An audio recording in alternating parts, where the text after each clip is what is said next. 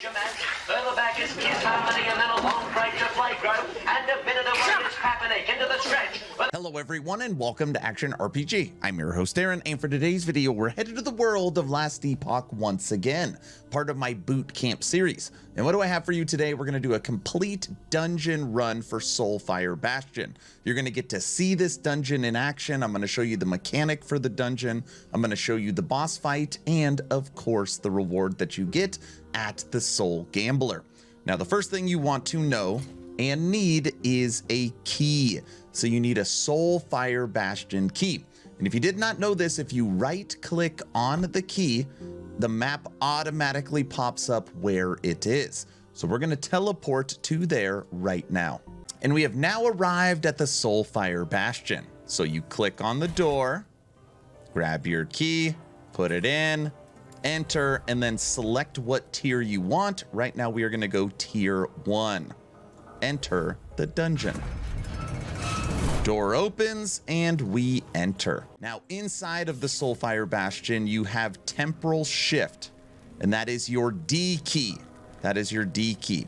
Right now I've got a necrotic shield, and when I hit D it turns into a fire shield. So now the fire does not hurt me. And you are going to be jumping between fire and necrotic shield throughout the run. Unless you are just a powerhouse and can get through without switching. And we are entering the first floor.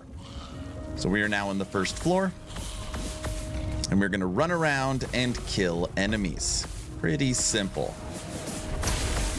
And you will notice that some of these enemies are fire and some of these enemies are necrotic. And right here, these are soul embers. Soul embers. When you kill enemies, you get embers, and these, you spend an ember every single time you switch your shield from fire to necrotic, but you want to save as many as you can because that's your currency that you are going to use at the Soul Gambler. So you see these enemies I killed? Their soul embers are right here flashing. Run and pick them up, and I'm building more soul embers. And right now, my character is level 99 source, and this is a tier 1 dungeon, so I will not need to switch my shield. But I feel like you get the idea. If right now this is fire, if I switch to the necrotic shield, I'm going to take damage actually standing on this. But by hitting D, I no longer take damage. All right, so you get the idea. You've got 2 floors. Kill as many enemies as you want. The more enemies you kill, the more soul embers. Switch between fire and necrotic shield based upon the situation. And we are gonna just fly through this now.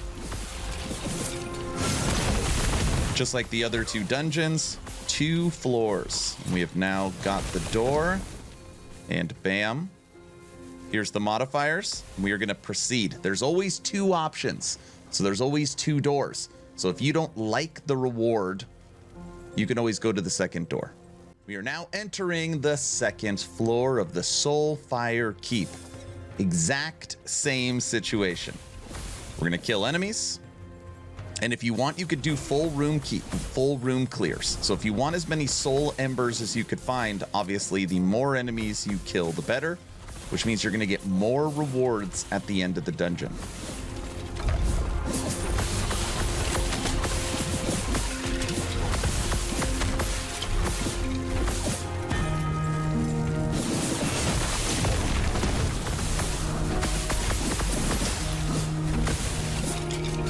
And we are hunting for that 2nd door so we can challenge the boss.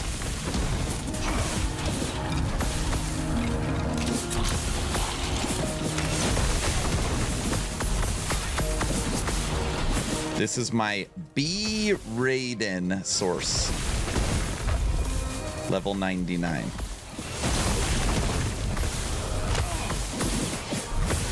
And we are up to almost 300 soul embers.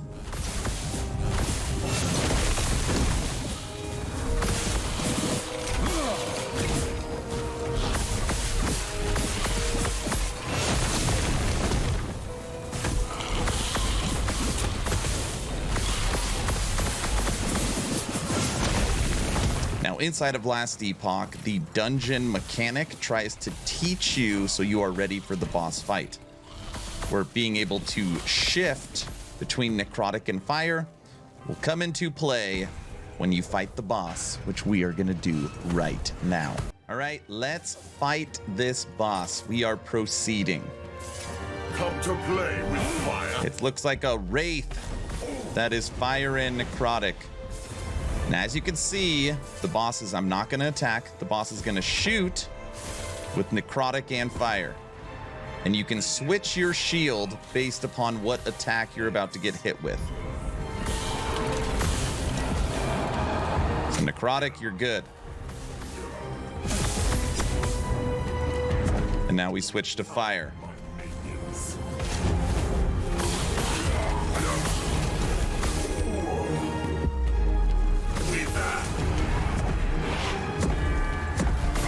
And that is the fight.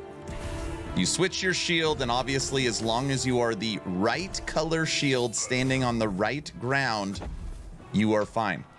Yes. Pretty simple mechanic on this one. So obviously right now, totally fine. The fire. Oh, I accidentally killed him.